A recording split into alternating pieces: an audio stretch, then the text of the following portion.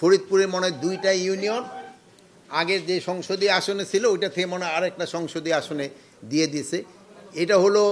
এটা আমাদের সাথে এটা কোনো সম্পর্ক নাই, এটা হলো ইলেকশন কমিশন এটা তারা করছে এবং এটা তারা পরে আবার তাদের শুনছে, যুক্তিতর্ক দেওয়ার পরও তারা সবাই বসে এটা নির্ধারণ করছে।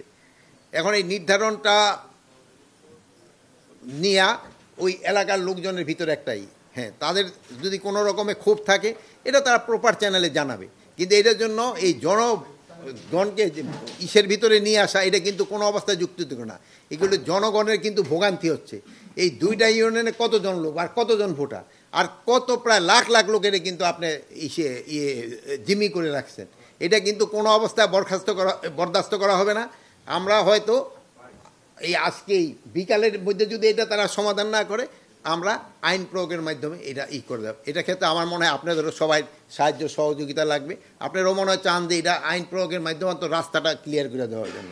রাস্তা কিন্তু ব্লক করার অধিকার কারোই নেই, যেহেতু তার যদি কোনো দাবি দেওয়া থাকে তারা প্রপার চ্যানেলে জানাবে, কিন্তু রাস্তা ব্লক করে জনগণকে ভোগান্তি করা এটা কিন্তু কোনো অবস্থায় আমার মনে গ্রহণযোগ্য না।